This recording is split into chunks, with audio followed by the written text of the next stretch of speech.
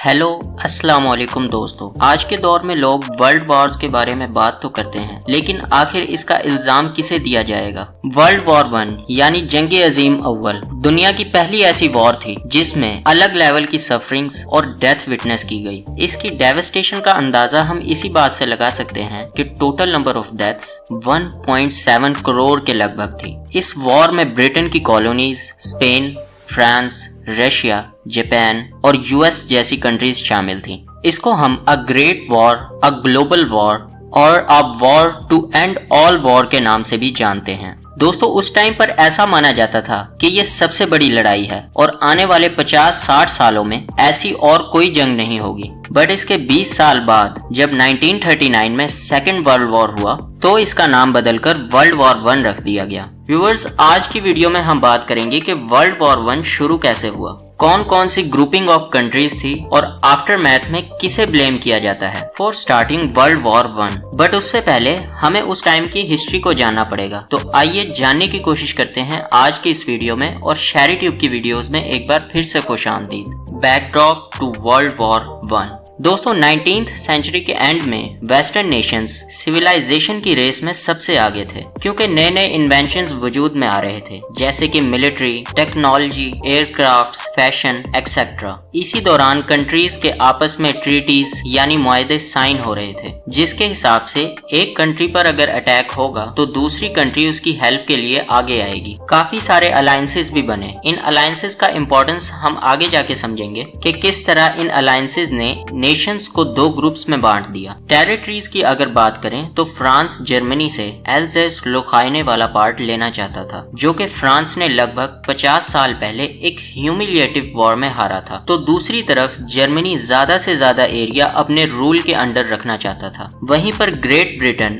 अपनी naval ships को modernise करने में लगा हुआ था। बाल्कन स्टेट्स के नेशंस सच एज बल्गेरिया 1908 में, रोमानिया 1881 में और अल्बेनिया 1912 में इंडिपेंडेंट डिक्लेयर हुए थे। इससे बाकी कंट्रीज में नेशनलिज्म का वेव चल रहा था। कुल मिलाकर सारे यूरोप की सिचुएशन अनस्टेबल हो रही थी और सारे ही मुल्क एक दूसरे की पीठ पीछे अलायंसेस बनाने में लगे हुए थे। इन सारे इवेंट्स से हम ये अंदाजा लगा सकते हैं कि वॉर जैसी सिचुएशन क्रिएट होने लगी थी और देखते ही देखते वर्ल्ड की मेजर पावर्स दो ग्रुप्स में डिवाइड हो गई। एक था अलाइड पावर्स, जिसमें Russia, great Britain, France, USA और जापान था। यूएसए ने 1917 में अलाइड पावर्स को ज्वाइन किया था, जबकि दूसरी साइड थी सेंट्रल पावर्स, जिसमें ऑस्ट्रो हंगेरियन एम्पायर थी, जिसे हैब्सबर्ग डायनेस्टी के नाम से भी जाना जाता है। उसके अलावा जर्मनी और मॉडर्न डे टर्की का ऑटोमन एम्पायर था। इस ब्रीफ बैकग्राउंड के बाद हम बात करते हैं अब कॉजेज ऑफ वर्ल्ड वॉर 1 के। Causes of world war 1। Causes की अगर बात करें तो 4 मेन रीजंस रहे वर्ल्ड वॉर 1 के। नंबर 1 कॉज की अगर बात की जाए तो वो था मिलिटरिज्म।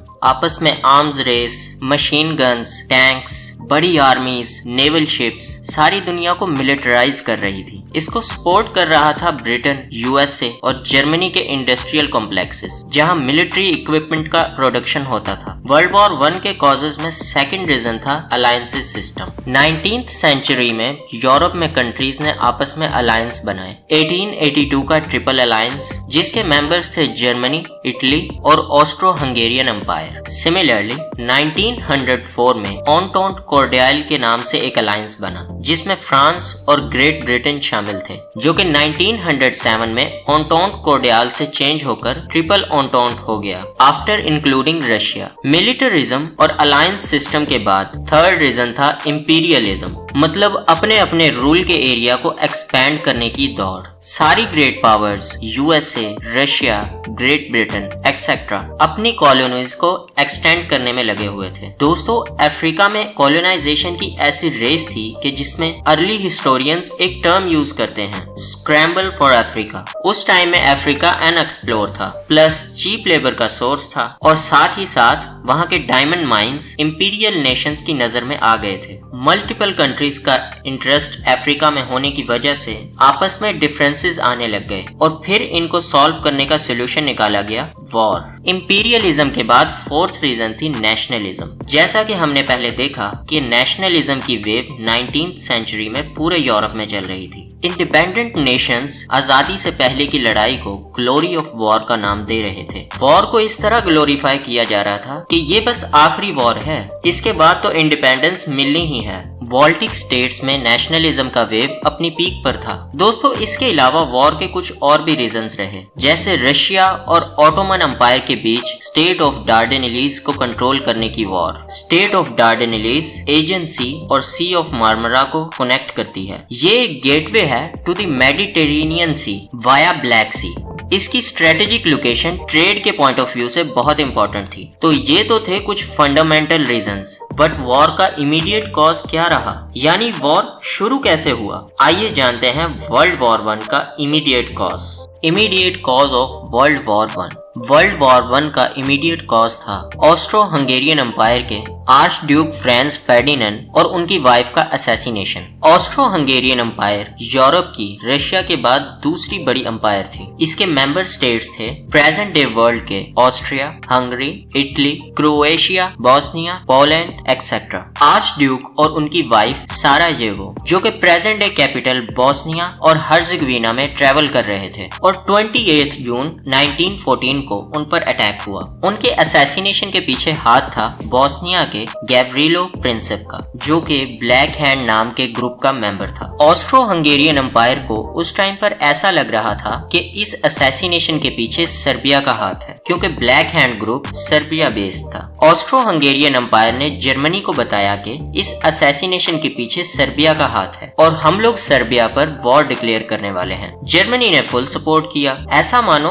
कि जर्मनी ने एक ब्लैंक चेक दे दिया कि तुम अटैक करो और हम पीछे खड़े हैं। और फिर ऑस्ट्रो हंगरी एम्पायर ने सर्बिया के साथ कुछ ह्यूमिलिएटिंग टर्म पर एग्रीमेंट करना चाहा। सर्बिया ने एग्रीमेंट मानने से मना कर दिया और फिर ऑस्ट्रो हंगरी ने सर्बिया पर वॉर डिक्लेयर कर दिया। दोस्तों, इस तरह से वर्ल्ड वॉर 1 की शुरुआत हुई थी। आइए अब हम देखते हैं कि इस शुरुआत का ब्लेम किस कंट्री को किन रीजंस की वजह से जाता है। Who is to be blamed? दोस्तों, ये एनालाइज करना तो डिफिकल्ट है कि सारा ये वो असैसिनेशन वर्ल्ड वॉर 1 में चेंज हो गया। कुछ हिस्टोरियंस इससे अब भी एग्री नहीं करते हैं। कुछ ऑस्ट्रिया को ब्लेम करते हैं, क्योंकि ऑस्ट्रिया वॉर में पहली एग्रेसर कंट्री थी जिसने सर्बिया के अगेंस्ट वॉर डिक्लेयर किया। वहीं कुछ लोग रशिया को ब्लेम करते हैं, क्योंकि वो पहला था जिसने फुल मोबिलाइजेशन का ऑर्डर दिया था। काफी हद तक इस वॉर के लिए जर्मनी को भी जिम्मेदार ठहराया जाता है। जैसा कि मैंने आपको पहले बताया कि जर्मनी ने ऑस्ट्रिया को मानो एक ब्लैंक चेक दे दिया हो। जर्मनी ने काफी क्लियर कर दिया था ऑस्ट्रिया को कि तुम आगे से लड़ो,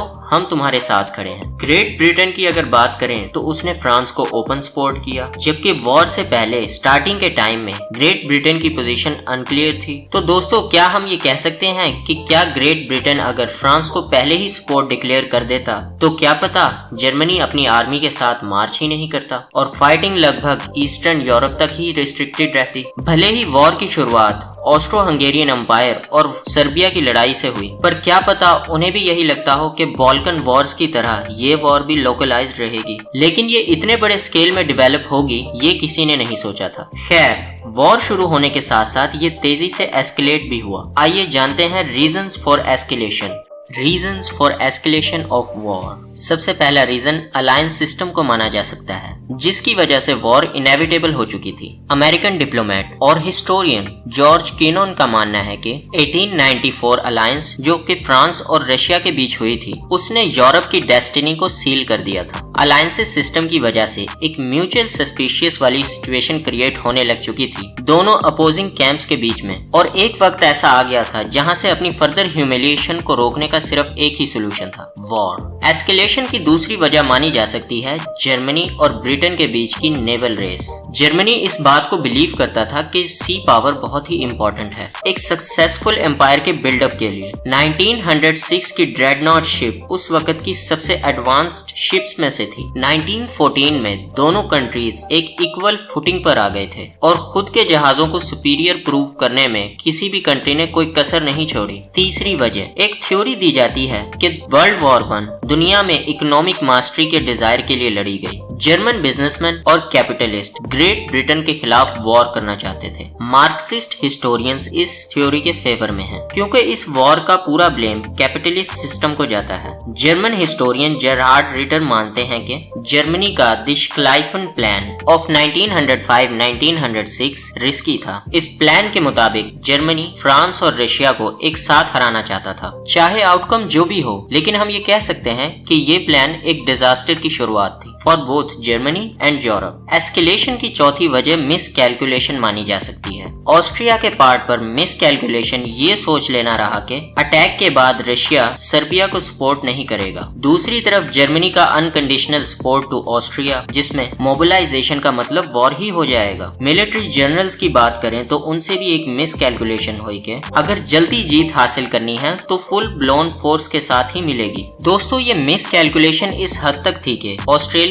historian LCF Turner world war 1 को अ ट्रेजेडी ऑफ मिस कैलकुलेशन कहते हैं। कंक्लूजन, दोस्तों, इन सारी कंट्रीज के कारनामों और करतूतों से हम ये बोल सकते हैं कि वॉर का मेन रीजन बस एक ही था कि ज्यादा से ज्यादा टेरिटरी अपने कंट्रोल में ली जाए। कुछ कंट्रीज ने ज्यादा एग्रेसिव होकर अनफेयर मीन्स का भी इस्तेमाल किया और कहीं ना कहीं सारी कंट्रीज ने ग्रीडी एक्ट भी किया, जिस वजह से ये वॉर उस वक्त की हिस्ट्री में सबसे बड़ी लड़ाई बन गई। इस वॉर में न सिर्फ रेशियल सुप्रीमेसी और मिलिट्री की दौड़ लगी थी, बल्कि जिस तरह से उस टाइम के लीडर्स ने इस सिचुएशन को कंट्रोल किया और वॉर बढ़ती ही चली गई, इसे all time disastrous leadership failure भी बोला जा सकता है। आज भी इस वॉर के लिए ब्लेम करने को लेकर कोई कंसेंसस नहीं बन पाया है। अगर जर्मनी अपने अग्रेसिव बिहेवियर के लिए रिस्पॉन्सिबल है तो रशिया ज्यादा से ज्यादा आर्म्स बिल्डअप करने के लिए रिस्पॉन्सिबल था। तो दोस्तों, हम किसको ब्लेम करेंगे इस वर्ल्ड वॉर 1 के लिए? यहाँ किसी एक कंट्री को ब्लेम करना अनफेयर होगा, क्योंकि लगभग सारी कंट्रीज ही एक दूसरे के खिलाफ लड़ रही थी।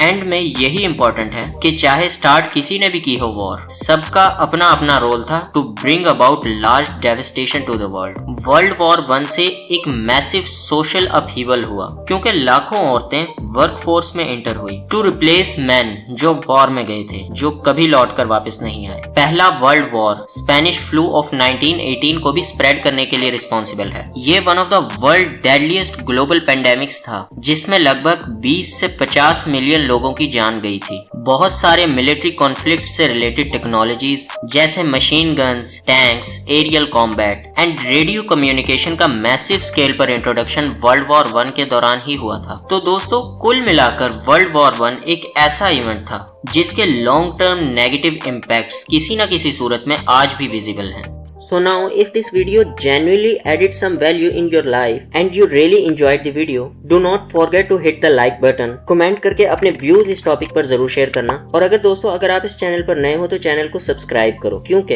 एंटरटेनिंग डॉक्यूमेंट्री स्टाइल में अभी बहुत सारा कंटेंट ऑन द वे है। And last but not the least, also hit the bell icon button, ताकि नई आने वाली वीडियो का नोटिफिकेशन आपको मिल जाए और आप कोई भी वीडियो मिस ना कर सको। मिलते हैं नेक्स्ट वीडियो में। अल्लाह हाफिज।